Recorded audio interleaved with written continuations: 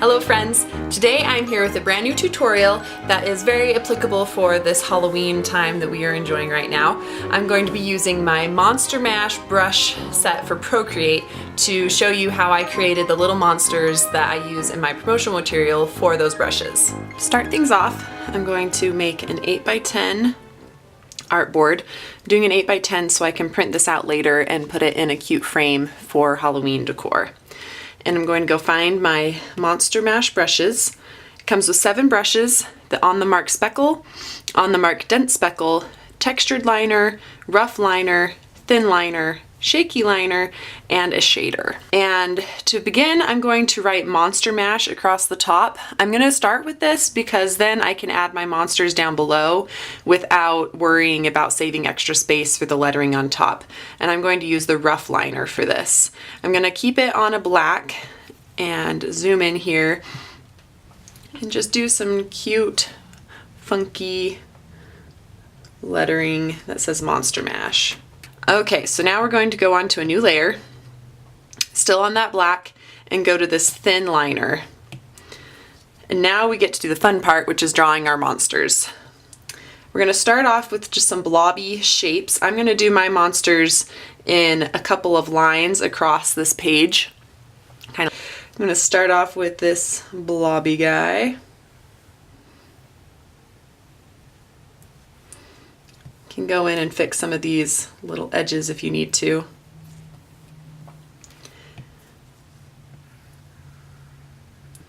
If you want, you can follow along with my shapes, or if you need some inspiration, you can go back to the promo image that I shared at the beginning of this video that showed a bunch of different monster shapes that you can use on this little print.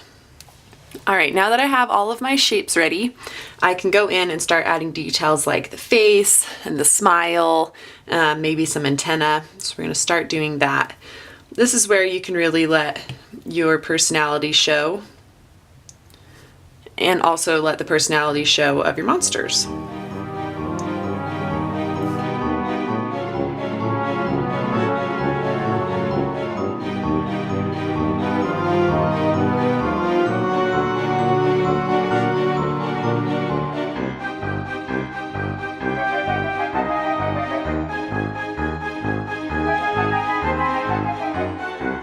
We have all of our monster shapes done now. We got some cute eyes, antenna, some mouths, and now we get to add in the arms and legs. I like to do my arms and legs on these monsters kind of squiggly for the arms and then straight and skinny for the legs. But once again, you can do them however you would like. I also like to do little claw type things for the hands. It's a little big because monsters don't have regular hands, they have claws, right? So do some little claw hands and some long skinny legs. I like to put little feet on mine, almost like they're wearing little shoes. You could do more claws, you could give them really big feet, whatever floats your boat. And then I like to take crazy amount of time to go and do little tiny lines on their limbs. I just think it adds that next layer of detail that gives them even more character.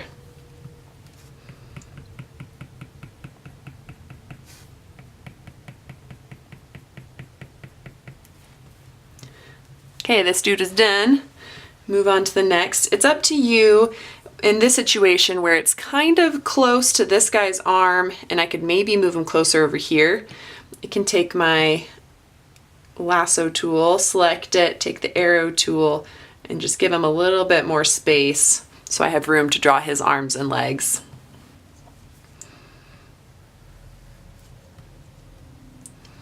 I think this one looks friendly and he's waving at us, or she. He has pretty long eyelashes for a he.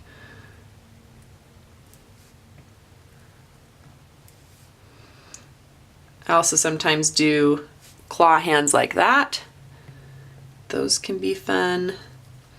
And then this guy can have little stubby legs almost like Mike Wazowski. So you want to just keep going through all of the monsters, adding your arms and your legs, moving the monsters as necessary if things are getting a little squishy.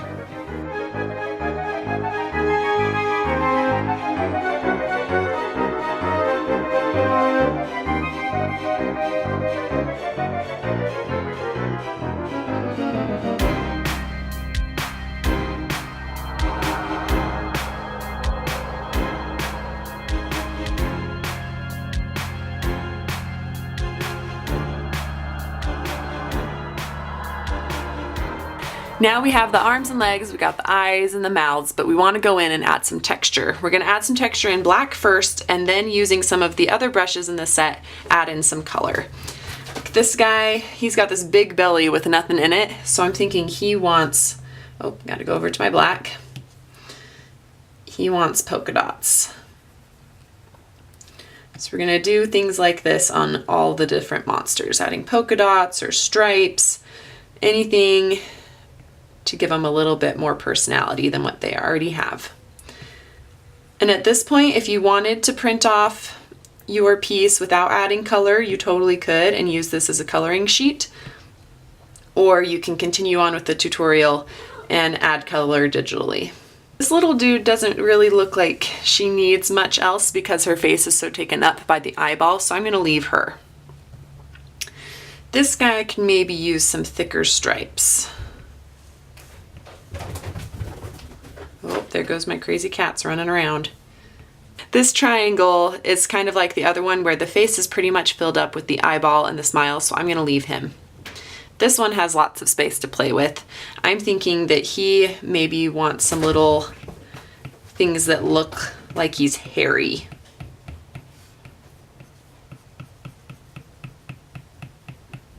This guy, maybe some small polka dots.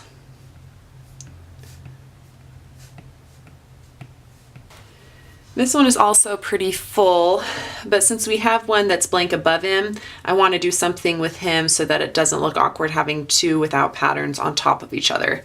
So maybe add some little thin lines throughout his body. There's some extra space up here, so I'm going to add in some antenna to help fill that out.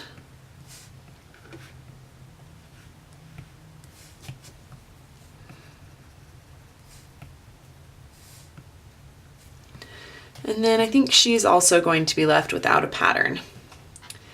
This last dude, I'm gonna add some little tufts of hair.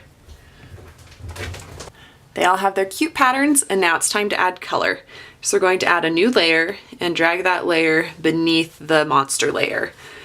And I'm going to use orange as my color for this. You can do multiple colors. I've done the monsters in purple and green and other Halloween colors, but I like to keep it in a simple color palette because we're gonna add a lot of different kinds of texture. And so having a simple color palette will help it feel cohesive. We're going to start off with the textured liner in the Monster Mash brush set and come and draw it behind this body. You can see it gives it a nice grainy texture. I'm not being too careful about staying in the lines. I kind of like that in some places it goes over the lines. But with this, oh, and I accidentally went over his eye, and same with the antennas. I don't want to have to worry about getting into the tiny little details of this antenna, so I'll color all the way over it and then come around the edge and erase. Same with the eyeball, I can just erase that out. Oops, went a little far. And same with this antenna. This is a way to color things where you can still retain the same density of the texture, but get it into little tiny details. Okay, he looks good. Now we're going to move over to the shaky liner brush. Right now mine is really big, yours may be smaller. If yours isn't looking this big, you can just bring it bigger up on this side and it should give you this nice texture. You can play around with it, see if you want a smaller texture on it. Makes it a little more cloudy looking. I like how that looks. And as you can see, I'm just going right over the edge, and then I'll come in and clean it up. Okay, for this dude, I think I want to use the dense speckle. And I want to only color in every other stripe, but that's going to be hard because, as you can see with this brush, it easily goes over the edges. So I'm going to just do as much as I want in each of these stripes. And just like we have on the others, I'll go in and erase the excess. So now I go in and erase on the outsides, as well as these inside bits.